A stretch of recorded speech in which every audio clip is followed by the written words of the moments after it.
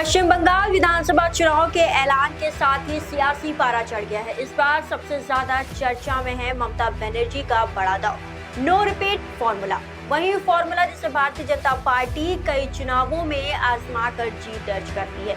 क्या ममता भी इस रणनीति से चौथी बार सत्ता में वापसी कर पाएंगी? देखिए हमारी ये खास रिपोर्ट। नमस्कार, आप देख रहे हैं सम्राट न्यूज टीवी और मैं हूँ आपके साथ हर्षिता गणाजिया। बंगाल की सियासत इस बार दिलचस्प मोड़ पर है। तृणमूल कांग्रेस ने 294 में से 291 सीटों पर उम्मीदवारों का ऐलान कर दिया है, लेकिन सबसे बड़ा फैसला 74 मौजूदा विधायकों को टिकट काटना राजनीतिक हलकों में चर्चा का विषय बन गया है। ममता बनर्जी ने इस बार पुराने चेहरों की जगह नए उम्मीदवारों को मौका दिया है।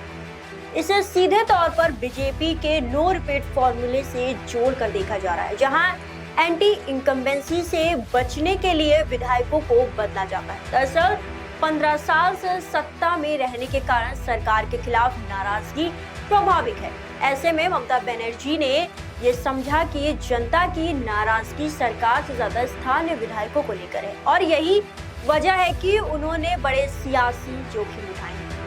ये कदम एंटी इनकम्बेंसी को कम करने की रणनीति है। नए चेहरे मैदान में उतार कर ममता चुनावी समीकरण बदलना चाहती है। टीएमसी ने 135 विधायकों को दोबारा मौका दिया है, जबकि 15 की सीट बदल दी गई है। पार्टी का कहना है कि इस बार विनिंग फैक्टर को ही प्राथमिकता दी गई है। टिकट कटने वालों में कई बड़े नाम भी शामिल हैं, जैसे पार्थ चटर्जी, मणिक भट्टाचार्य और कंचन मालिक।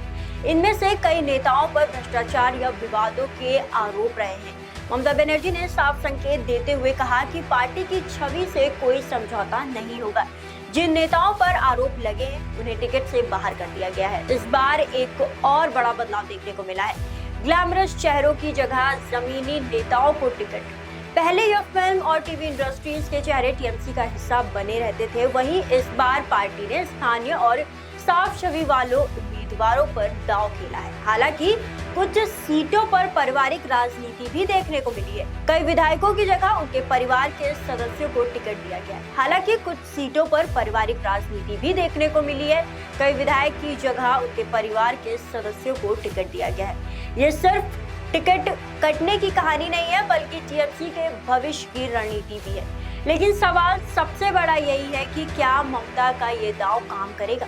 बीजेपी पहले से ही इस फॉर्मूले से कई राज्यों में सफलता हासिल कर चुकी है। बंगाल में मुकाबला सीधा भारतीय जनता पार्टी से है, लेकिन कांग्रेस, लेफ्ट और अन्य दल भी टीएमसी के वोट बैंक में सेंध लगाने की कोशिश कर रहे हैं। तो क्या नो रिपीट फॉर्मूला बंगाल में भी जीत दिलाएगा या ममता का ये सियासी प्रयोग उल्टा पड़ जाएगा? इसका जवाब चुनावी नतीजों में ही मिलेगा। फिलहाल बंगाल की सियासी अपने चरम पर है। ऐसे में ममता बनर्जी के लिए यह चुनाव सिर्फ सत्ता का नहीं बल्कि साख की भी सवाल बन गया है।